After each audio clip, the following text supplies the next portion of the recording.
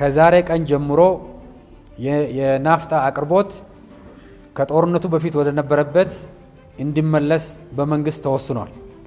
የናፍጣ አቅርቦት ከጦርነቱ በፊት 9 ሚሊዮን ሊትር በቀን ይቀርብ ነበር። በነበረው አጣዳፊና አስደንጋጭ ሁኔታ የዲፖዎቻችንንም በአስተማማኝ መልኩ መምላት ስለነበረብን የዓለም ዋጋ በከፍተኛ ደረጃ መናረ ስለሆነ ቁጠባም በኢኮኖሚ ደረጃ ማረጋጋጥ ስለነበረብን በተወሰነ ደረጃ የናፍጣ አቅርቦት በግማሽ ተቀንሶ ነበር። ያ ማለት ነው 9 ሚሊዮን ሊትር በቀን ይቀርብ የነበረው ወደ 4.5 ሚሊዮን ሊትር እንዲቀርብ ተደርጓል። ከዚህ በተጨማሪ ከነጭ ናፍጣ በስተቀር ሌሎች የነዳጅ ምርቶች በነበረው መጠን እንዲቀጥሉ ነው የተደረገው ማለት ነው። ይሄ ሲደረግ በአጣዳፊ የግዢ ዘዴ በልዩ ክትትል ለአየር መንገዳችን አስተማማኝ ነዳጅ ማቅረቡን በአስተማማኝ መልኩ ሲሰራ ቆይቷል። የቤንዚን አቅርቦት በኢኮኖሚ ውስጥ በአስተማማኝ መልኩ እንዲቀርብ ማድረግ ተችሏል። ነጭ ናፍጣ አብዛኛው የነዳጅ አጠቃቀማችንን ከፍተኛው ነጭ ናፍጣም ስለሆነ ይህንን በተመለከተ ቁጠባም ለማድረግ ዲፖዎቻችንም ለመሙላት የዓለም ሁኔታም አስጊ ሁኔታ ስለነበረ አጠቃላይ የጋራ ኃላፊነትን በመሆኑ የአቅርቦት መጠኑ ከ9 ወደ 4.5 ሚሊዮን ሊትር በቀን እንዲወርድ ተደርጎ ነበር ማለት ነው። በዚህም የነጭ ናፍጣ ዋጋ በጦርነቱ ምክንያት ተጨማሪ ዋጋ ወደ ህዝቡ አልተላለፈም።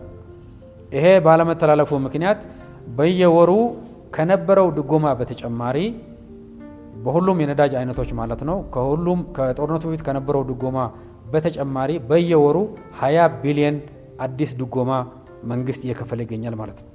ይሄ ማለት እጥረቱም እንዳለ ሆኖ መንግስት በከፍተኛ ደረጃ ድጎማ እያደረገ መሆኑ የሚያሳይ ነው። በየወሩ 20 ቢሊዮን አዳዲስ ድጎማዎች ከነበረው የማክሮ ኢኮኖሚ ሪፎርምን ተከትሎ ስናረግ ከነበረው ድጎማ ይሄ ተጨምሮ አጠቃላይ የድጎማ ክምችቱን ከ300 ቢሊዮን ብር በላይ ከፍ አድርጎታል ማለት ነው። ስለዚህ የነጭ ናፍጣ በኢኮኖሚ ውስጥ አቅርቦት መቀነሱ በህዝቡና በኢኮኖሚ አንቀሳቃሾች ረገድ ላይ የተለያዩ ጫናዎች መከሰታቸው ግልጽ ነው። የተለያየ ጉዳትም የደረሰ መሆኑ ግልጽ ነው። ከዚህ በተጨማሪ ግን መንግስት ላይ የደረሰው ጉዳት እጅግ በጣም ከፍተኛ ነው በድጎማ ማለት ነው። ስለዚህ በልዩ ግዢ በከፍተኛ ዋጋ ነው እየገዛን እያቀረብን የምንገኝ መሆኑ በሚገባ ግንዛቤ ማድረግ ተችሏል። በአጠቃላይ በመካከለኛው ምስራቅ በተሻለ አንጻራዊ መረጋጋት ሁኔታውን መተንበይ ባይቻልም ባለው ሁኔታን በመገምገም የመካከለኛው ምስራቅ ያለው ሁኔታ የመቀየር ኃላፊነት የዓለም ህዝቦች እንዳለ ሆኖ በእኛ በኩል ማድረግ ያለብንን ብቻ ላይ ትኩረት ማድረግ ስላለብን አጠቃላይ የናፍጣ አቅርቦት መቀነሱ ያስከተለውን ችግር በስፋት ተገምግሟል።